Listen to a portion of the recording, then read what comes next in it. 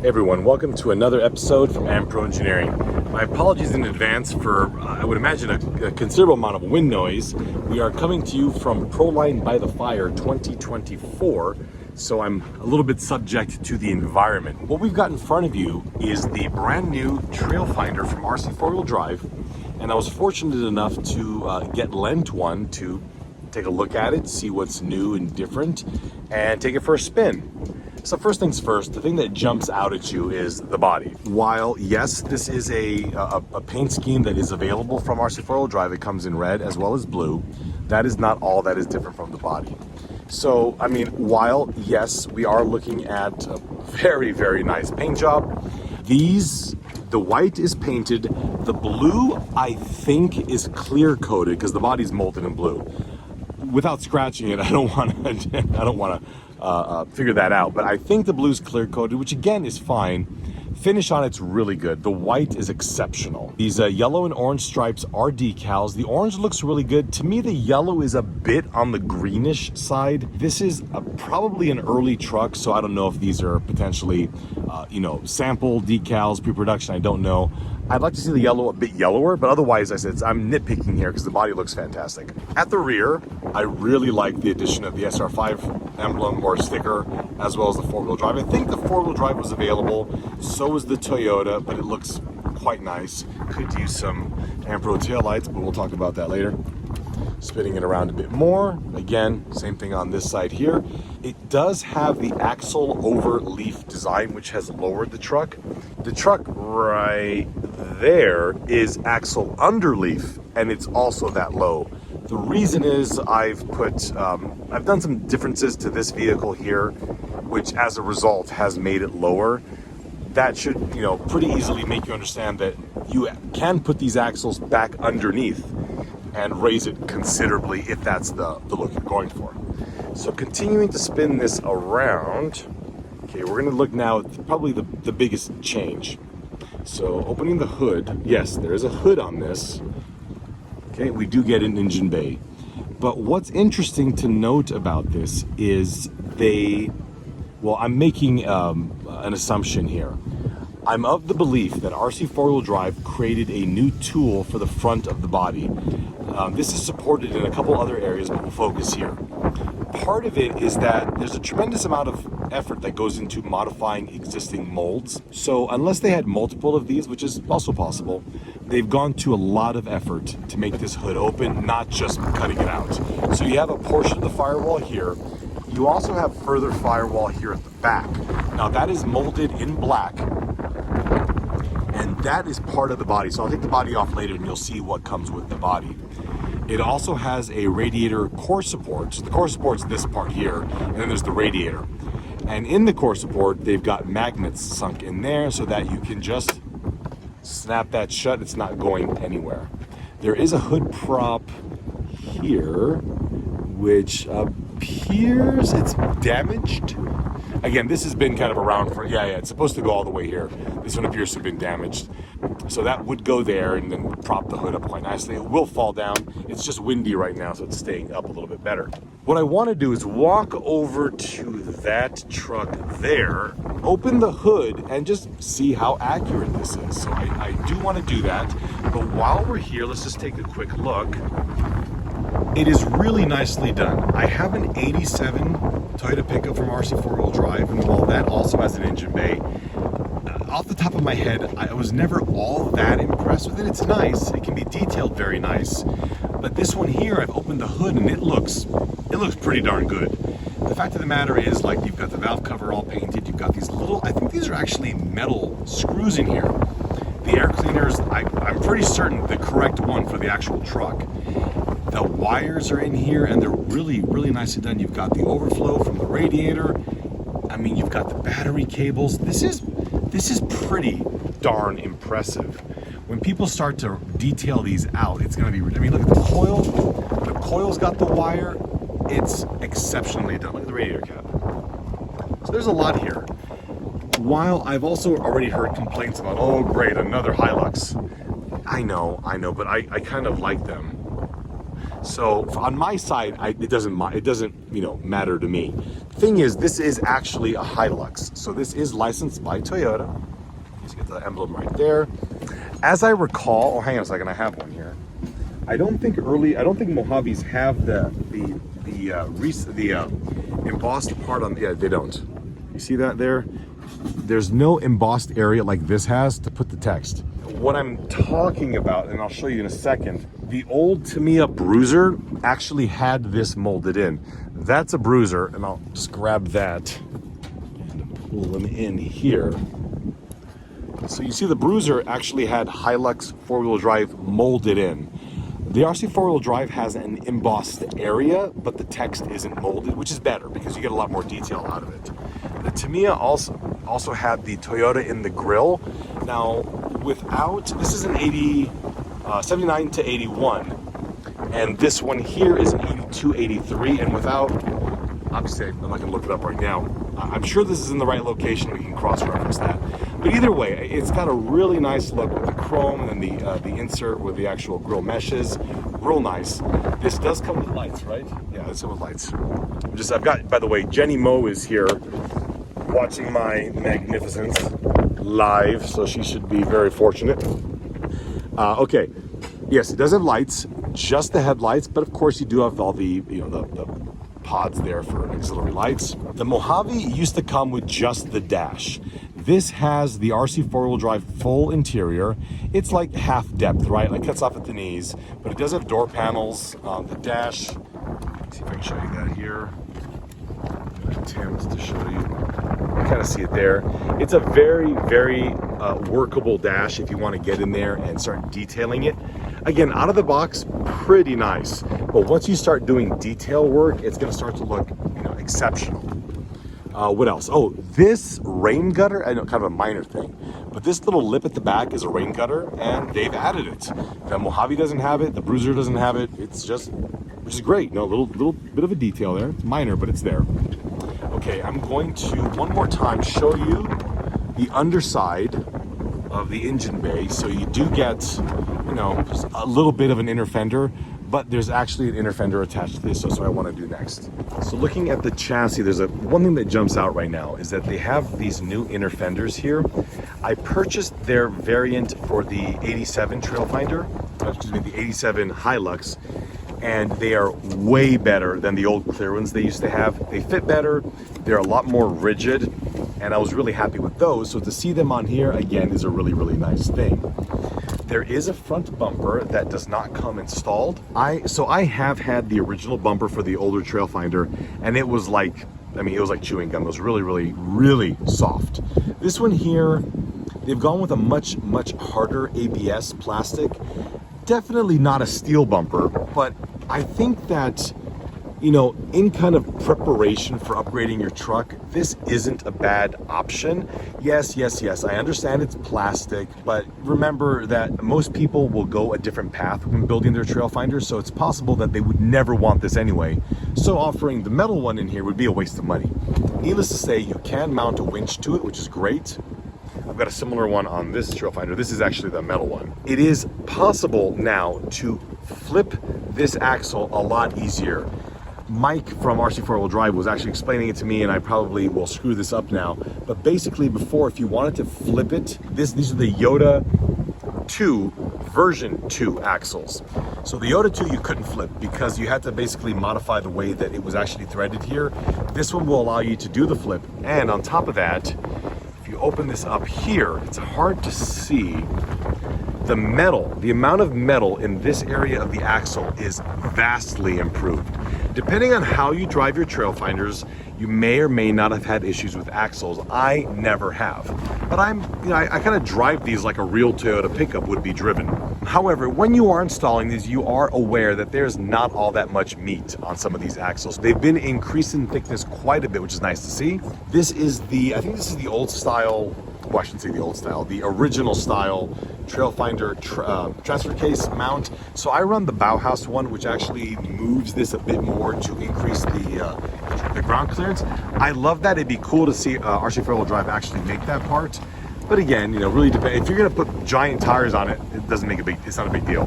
Speaking of, Again, sorry, the wind's kicking up again. If you want to flip the axles underneath and make it a bit higher, you can do that with everything that comes in the kit. That's very possible.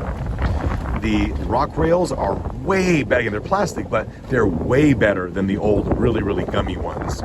Same with the rear bumper. These are a lot more rigid than they used to be.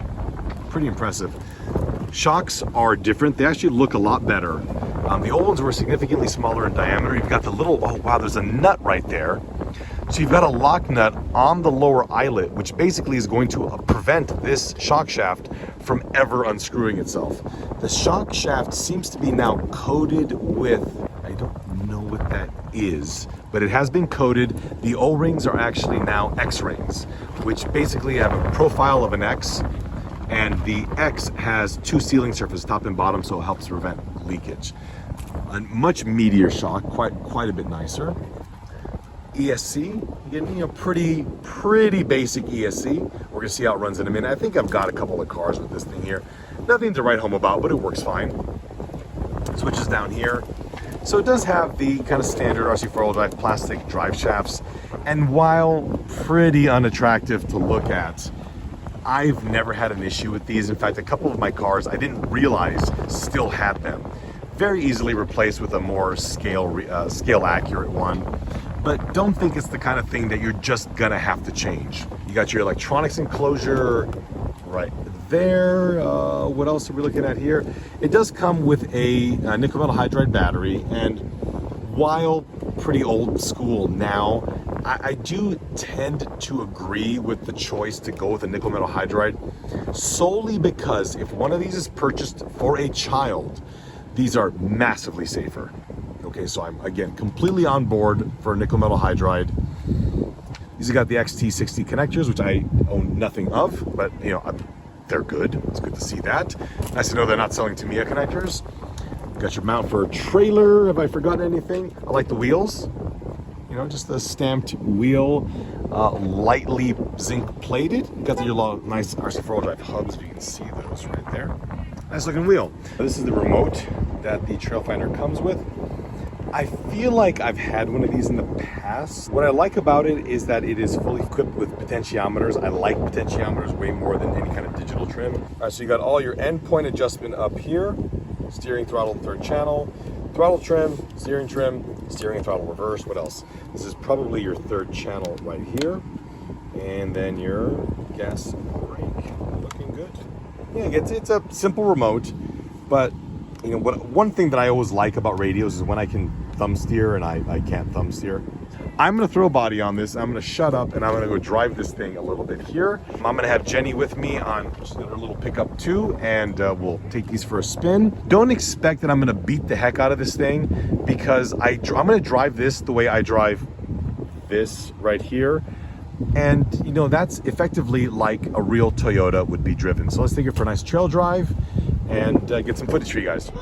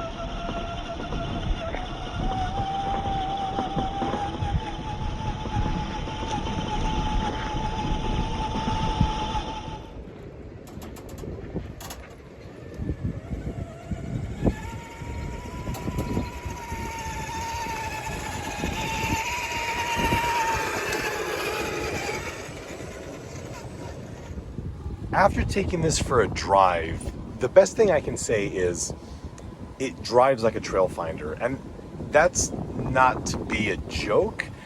I'm used to my trail finder, okay? This is not my trail finder, but the thing is, it drives like my trail finder. And that is potentially one of the best compliments I can pay to it, because I've modified my trail finder to make it this height, to make the springs softer, to basically get this overall look.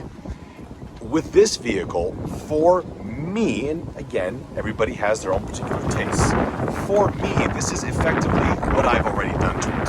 I also love the engine bay. I mean, I know it's a trivial thing, but it's just so cool. And before I end the video, I am gonna go walk over to my big truck right there and just take a look. Okay, things I don't like. I had to record this video driving with this hand, holding the selfie stick with this hand, which meant I had to, it's on. Oh, that's on too. Oh, by the way, steering,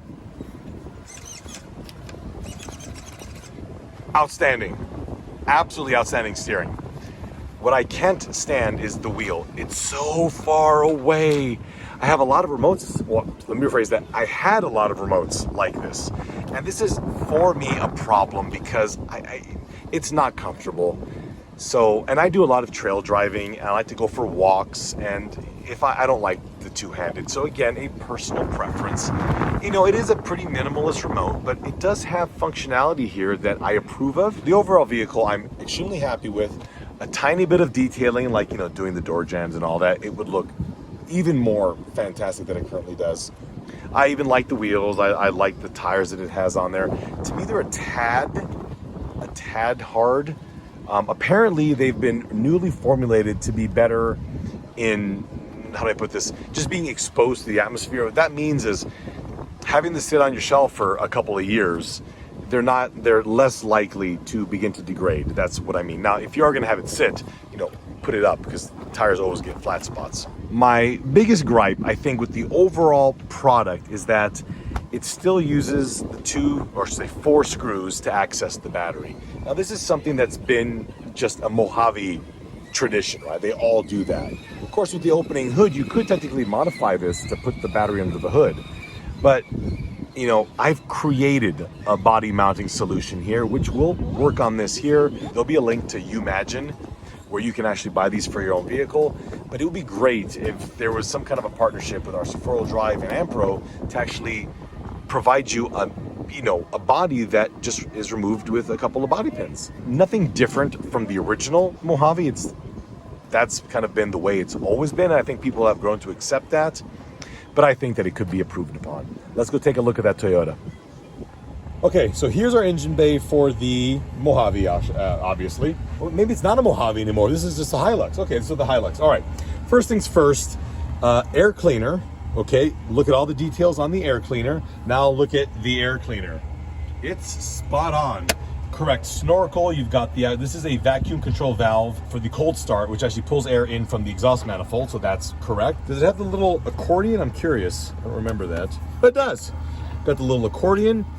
This isn't there, but this is also a newer truck. So this is a 22R, whereas this is a 20R, so the valve covers are a little bit different.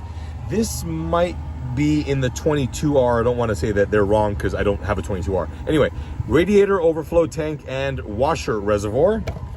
Sorry, there you go. Theirs looks slightly better than mine. Okay, I'll give it that. You've got your voltage regulator right in there. Is that, yeah, it's a voltage regulator. Cool. Then you've got your coil right there with the ignition box right there. That's great. Master cylinder, that was in there. Is the clutch master in there? Oh, no clutch master. That's a shame. Okay. Let's see here. So here you've got the washer motor. I'm sorry, the wiper motor. That is right. Oops, sorry. That's right there. So this weird cluster of things. Let's go take a look. Okay. So that is all the vacuum control valves. That is all there. I wonder how accurate it is. These are kind of dependent on the location the vehicle was sold. If this is a 49 state car, if you're in the United States, these would be different. This is a California car, so perhaps it has more. All right, so down here, the batteries. All right, we've got the battery right there. There's no hold down. That's okay, someone can make that. And they've got theirs wired negative to positive. Again, that just depends on how you have the battery set up, so that's still there. Wiring is going where the wiring is supposed to go. Distributor is coming straight off the cylinder head, which is correct. You've got all of your routed lines, which are perhaps routed better than mine, I don't know. But I mean, overall, it is, I mean, just looking at the other one there, it's all pretty much there. A little bit of wiring, a little bit of detailing, and it too can look like it has 650,000 miles. Thank you all for watching, and we'll see you next time.